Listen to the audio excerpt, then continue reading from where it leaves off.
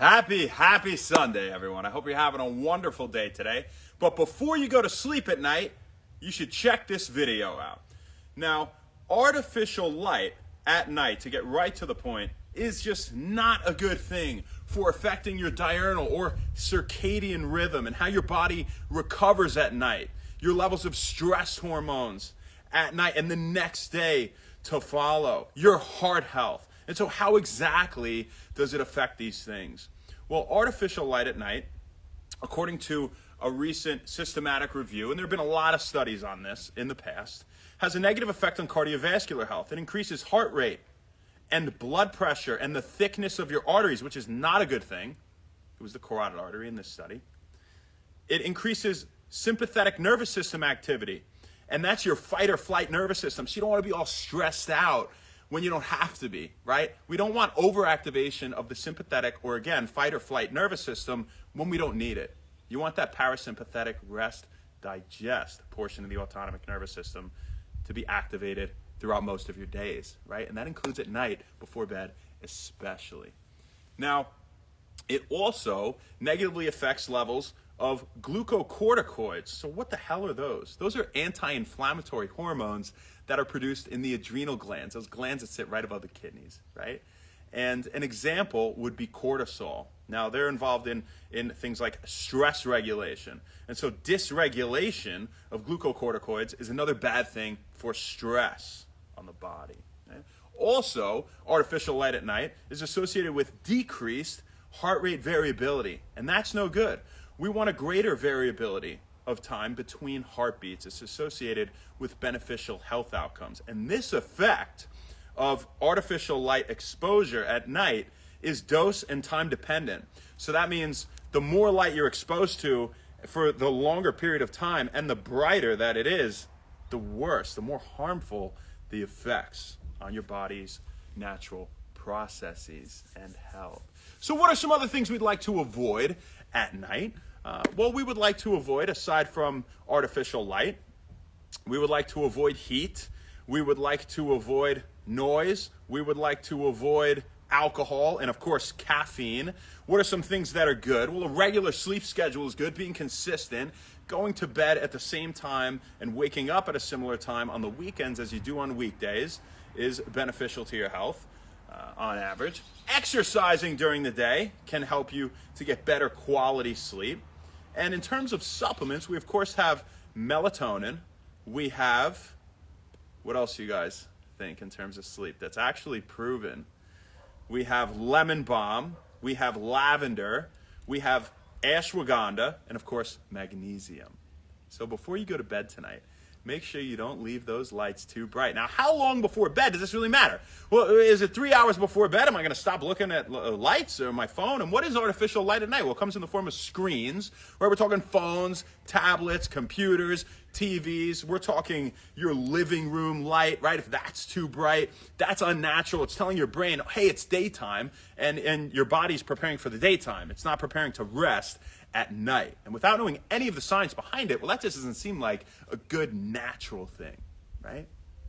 And so that's the type of artificial light that we would like to avoid within at least an hour before bed. An hour before bed, you want to make sure you got those lights out, at least they're real dim. You're not staring at a screen. You're not on your tablet. You're not watching TV anymore. You know, a great thing you could do, maybe if you have some dim light, you could say like read a book if you want to be stimulated. You know, you could do some yoga in the dark. That'd be awesome. You know, you guys are like, I'm not going to do yoga in the dark. You could do your When Wellness stretches and exercises that we recommend in the dark.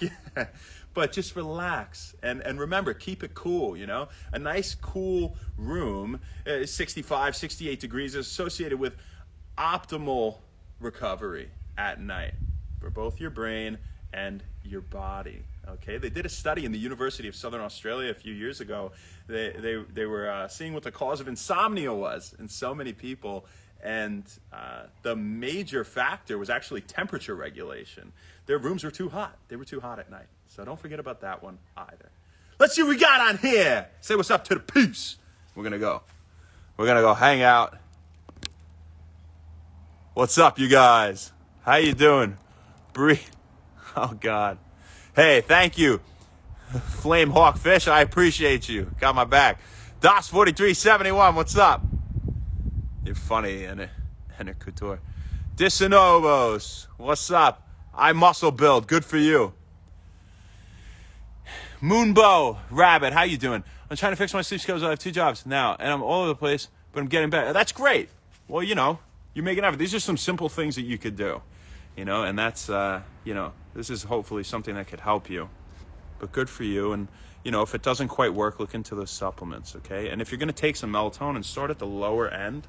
You know, we're talking on the matter of like 500 micrograms instead of going right for that 5 milligram dosage. You know, try less at first and see if that does something for you. Absolutely.